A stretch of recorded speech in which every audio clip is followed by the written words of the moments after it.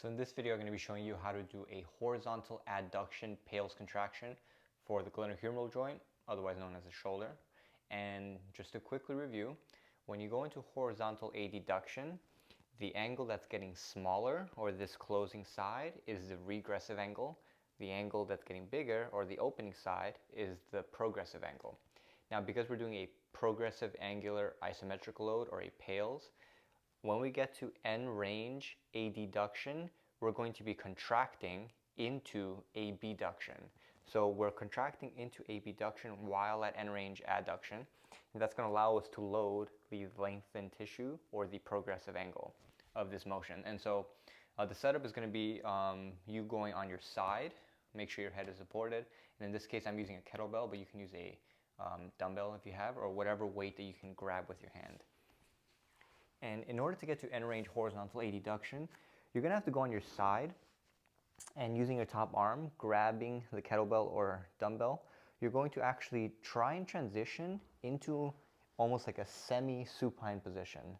Now, if you have a ton of horizontal adduction, you're probably going to be able to go completely supine.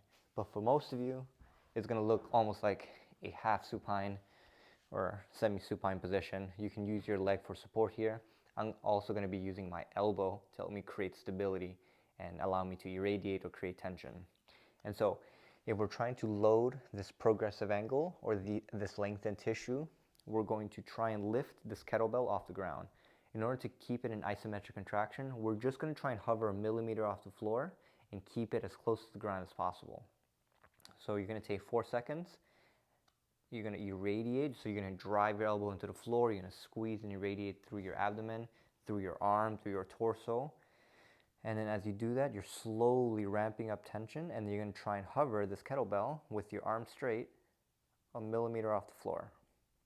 And you're going to hold for about 10 seconds. And when you're done, you're going to try and slowly parachute down. And try not to let that weight slam onto the floor. Now, if you felt like that was too easy, you can increase the weight, or you might just not be at end range, and so you can simply try and transition a little further into that supine position. Now, what's going to happen is, as you go into the supine position, you're also protracting the scapula or pulling the scapula forward as you get into this end range horizontal adduction for the glenohumeral joint.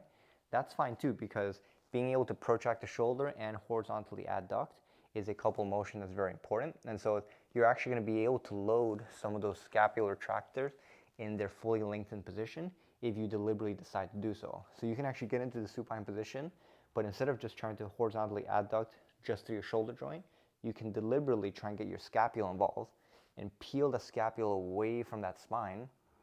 And then when you try and lift up this kettlebell from this position, you'll notice that puts a really good load through those retractors, which is not as easy to do.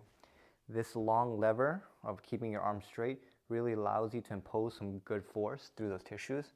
So instead of just doing rows to really train those retractors, this is a very good alternative while still addressing some of the lengthened tissue in the actual joint capsule and while working on horizontal adduction. And so you can couple this with internal rotation work and external rotation work to really address the posterior capsule of that shoulder joint and really work on expanding some of that mobility. So give it a shot and let me know what you think.